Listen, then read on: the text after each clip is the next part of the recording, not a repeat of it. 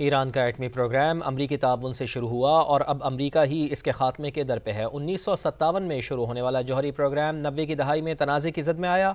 Programme को पुरान मकासद तक महदूद रखने के लिए 2015 में मुआहदा हुआ, फिर 3 बरस बाद अमरीका खुद मुआहदे से निकल गया।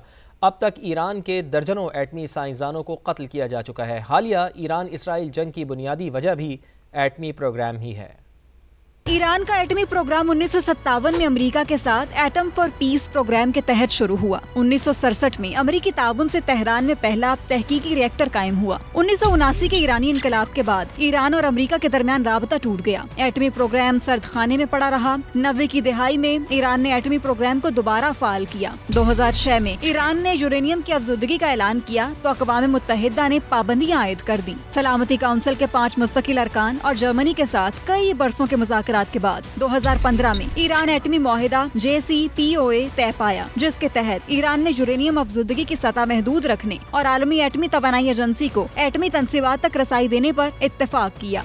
2018 में सदर ट्रंप ने यकतरफा तौर पर ईरान एटमी मुआहिदे से निकलने का ऐलान किया। मुआहिदा खत्म होने पर ईरान ने एटमी सरगर्मियां बढ़ाई और यूरेनियम अफजुदगी को 60% तक ले गया। अमरीकी हुकाम का दावा है कि ईरान चाहे तो चंद हफ्तों के दौरान जौहरी हथियार बना सकता है। ईरान इसराइल जंग और अमेरिका के साथ ईरान की कशीदगी की बुनियादी वजह यही एटमी प्रोग्राम है।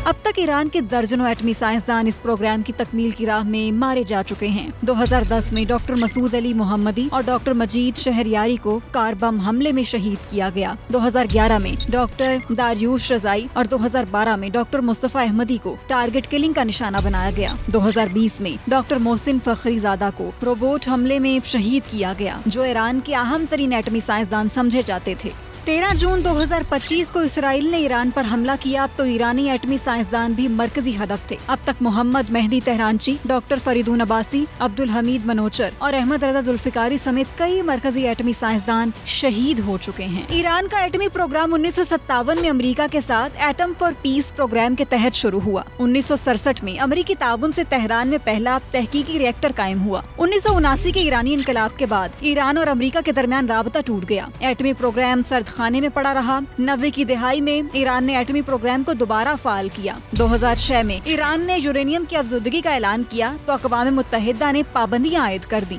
सलामती काउंसिल के 5 मुस्तकिल अरकान और जर्मनी के साथ कई बरसों के मुज़ाकरात के बाद 2015 में ईरान एटमी मुआहिदा JCPOA तय पाया, जिसके तहत ईरान ने यूरेनियम अफजुदगी की सतह महदूद रखने और आलमी एटमी तवानाई एजेंसी को एटमी तनसीबात तक रसाई देने पर इत्तेफाक किया।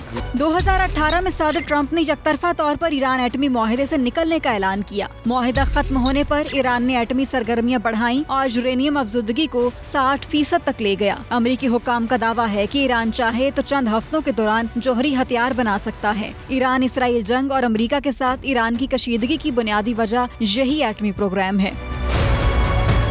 अब तक ईरान के दर्जनों एटमी साइंसदान इस प्रोग्राम की तकमील की राह में मारे जा चुके हैं। 2010 में डॉक्टर मसूद अली मोहम्मदी और डॉक्टर मजीद शहरयारी को कार बम हमले में शहीद किया गया। 2011 में डॉक्टर दारियुश रजाई और 2012 में डॉक्टर मुस्तफा अहमदी को टारगेट किलिंग का निशाना बनाया गया। 2020 में डॉक्टर मोहसिन फखरीजादा को रोबोट हमले में शहीद किया गया, जो ईरान के अहम तरीन एटमी साइंसदान समझे जाते थे। 13 जून 2025 को इसराइल ने ईरान पर हमला किया तो ईरानी एटमी साइंसदान भी मरकजी हदफ थे। अब तक मोहम्मद मेहदी तेहरानची, डॉक्टर फरीदून अब्बासी, अब्दुल हमीद मनोचर और अहमद रजा जुल्फिकारी समेत कई मरकजी एटमी साइंसदान शहीद हो चुके हैं।